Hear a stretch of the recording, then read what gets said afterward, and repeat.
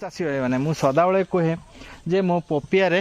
देखो केते बड़ बड़ पपी है सहीटा किए विश्वास करती मु आज नहीं कि आपण को रियल काटिकी देखेबी मापिकी देखेबी एटा कौ भेराइटी कौ माने कौ प्रजातिर मु डिटेल सब वीडियो रे कहबी तार संपूर्ण देखंतु प्रथमे तली नवा मु ए पपिया को बापरे चलतु देखिया देखिया पर मुझे सांगर था पूरा संपूर्ण वीडियोटा देखूँ ताहले जानीपारे वीडियोटा केमती लगे अवश्य मत कमेंट कर जनइबे सांग मैंने आसतु आम बाड़ी रे बुलाई नेबा ये देखूँ पक्षी खाई केते नष्ट कर देछि चारिपटे आमर कुंदरी बाड़ी भितर देखूँ ये सब चारिपटे मु लगेछि ताहले मुख्य केते जिनस उपर आम गुरुत्व देवा से गुड़ा देखिनेबा आपण भिडियोटा देखि था कहीं मु पर भॉइस देछि ताहले अमृतभंडा चाष पाई विभिन्न प्रकार जिनस उपर ध्यान देवा दरकार प्रथमे आमे उपयुक्त जलवायु उपर दृष्टि देवा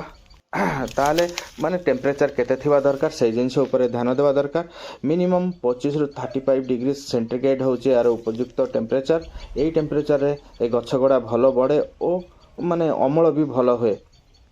तापरे माटी देखो जो माटी रे पानी निष्कासन हो से माटी निहाती चयन करेंगे कारण माटी जमा हो गले से जिनसर डिजीजटा बहुत आसी जाए तापरे पीएच टा चेक करदेवे निहाती यार पीएच 6 रु 7 हवा दरकार उन्नत बिहन आपण सिलेक्शन करिया दरकार मु देखो जेटा मु सिलेक्शन करी सेटा मु आपण मानन कहूची मु सिलेक्शन करछि रेड लेडी 786 रो एटा बहुत परिमाण रे उत्पादन आपण माने देखि परिबे लास्ट साइज माने कोन कहि मु किछि जत्न करनी किछि ने अल्प टिके सारो दे देछि और गोबर खत बस देखंतु माने देखिले मुंड खराब मु तो आहुरी सेटा कोन कहिबी सेगोडा नष्ट करी पकैछि पाची पड़ी जाइछि देखले पखी खाइ कि नष्ट कर देछि पाची की तळे माने नष्ट हो जाउछि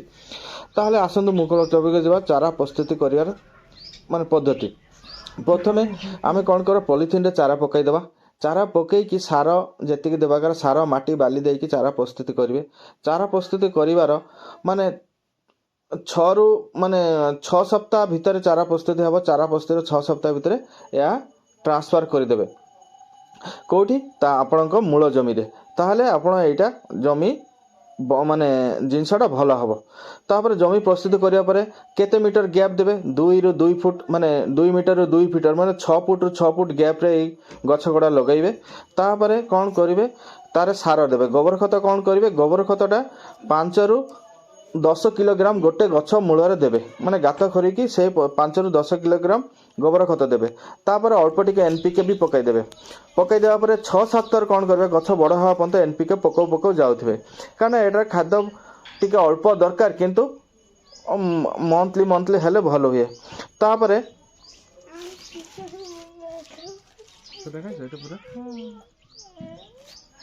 देखो यार गोटे गोटे साइज 3 किलो ऊपर होती से मुझे चाहूँगी यहाँ केते ओजन होती देखो 3 किलो ताले भाभी पारे यहाँ मार्केट रे कम से कम 80 टका कर रेट रोचे केजी बा होलसेल देले भी 40 टका 50 टका केजी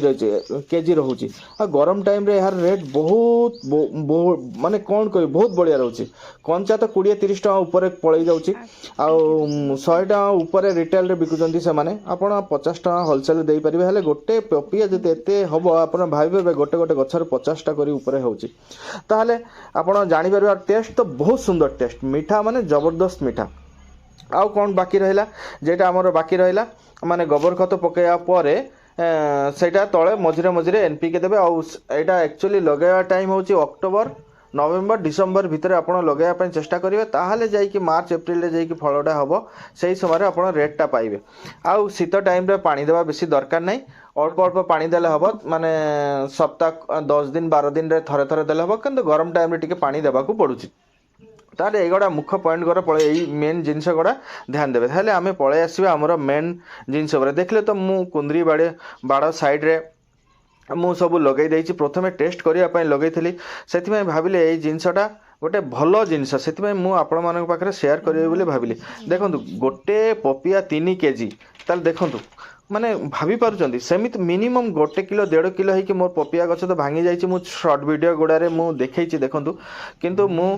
ଏଇ ଜିନିଷଟା ଦେଖେଇବାକୁ ଚାହୁଁଛି ଯେ ସାଇଜ୍ ଦେଖିଲେ ତ ସେମିତି ବଡ଼ ବଡ଼ ଗଛ ହେଉଛି। ଯେତେ ବଡ଼ ଗଛ ହେବ ଆପଣ ଯେମିତି ପରିମାଣରେ ଖାଦ୍ୟ ଦେବେ ସେ ସେତେ ପରିମାଣରେ ବଢ଼ି ବଢ଼ି ଯାଉଥିବ, ସେତେ ଟେଷ୍ଟି ଜିନିଷ ବି। ତାହେଲେ ଡେରି କାହିଁକି? ଯଦି ଆପଣ ଏବେ ବି ଲଗାଇବାକୁ ଚାହୁଁଛନ୍ତି, ଚାରାକୁ ନର୍ସରୀରୁ ପାଉଛନ୍ତି, ଆଣିକି ଲଗାଇ ଦିଅନ୍ତୁ। ଭଲ ଭାବରେ ଟ୍ରିଟମେଣ୍ଟ କରିକି ସେଇ ପ୍ରୋସେସ୍ରେ ଆପଣ ଲଗାନ୍ତୁ। ଯେଇ ପ୍ରୋସେସ୍ରେ କହୁଛି ଗୋବର ଖତ ତ ବହୁତ ଇମ୍ପୋର୍ଟାଣ୍ଟ, ଗୋବର ଖତ ଦେବେ ବେଶୀରେ। ଆଉ ମାଟିଟା ଟିକେ ଭୁରଭୁର ହେବା ଦରକାର। ମଜାକ ଭାଇରସ୍ ମେନ୍ ହେଉଛି ଆର ମଜାକ ଭାଇରସ୍ଟା ବହୁତ ଡେଞ୍ଜର। ସେ ଜିନିଷ ଧ୍ୟାନ ଦେବେ। ମଜାକ ଭାଇରସ୍ ଯଦି ପତ୍ର ହଳଦିଆ କୁଚକୁଚିଆ ହେଇଗଲା ସେ ଗଛକୁ ଉପାଡ଼ିକି ଫିଙ୍ଗିଦେବେ। ଅଦରୱାଇଜ୍ ତା ପୂର୍ବରୁ ହେବା ପୂର୍ବରୁ ଆପଣମାନେ ସେ ମେଡ଼ିସିନ ବ୍ୟବହାର କରିବେ। ବିଭିନ୍ନ ପ୍ରକାର ମେଡ଼ିସିନ ଅଛି, ଆପଣ ସେଇ ବିଷୟରେ ମୁଁ ଅଲଗା ଭିଡ଼ିଓ କରିବି, ହେଲେ ସେଇଟା ପ୍ରତି ଧ୍ୟାନ ଦେବେ। ଆଉ ରୋଗ ଦାଉରୁ ରକ୍ଷା ପାଇବା ପାଇଁ ଆଗରୁ ସେ ଜିନିଷ ଗୁଡ଼ା ପ୍ରିଫାର ହେବେ। ଏହାର ଗୋଟିଏ ରୋଗ ହେଉଛି ମଜାକ ଭାଇରସ୍। ତାପରେ ଆସନ୍ତୁ ଆମେ ଜାଣିନେବା, ଆମ ଫ୍ୟାମିଲି ନେଇକି ସମସ୍ତେ ମିଶି ଖାଉଛୁ ଦେଖନ୍ତୁ। ହେଲେ ଯେଉଁମାନେ ବିଶ୍ୱାସ କରୁନଥିଲେ ଯେ ଏଇଟା ଏତେ ବଡ଼ ହେଉଛି, ମିଛ କହୁଛି, ଆପଣ ବିଶ୍ୱାସ କରିବେନି। ମେନ୍ ହେଉଛି ମୁଁ ଯେ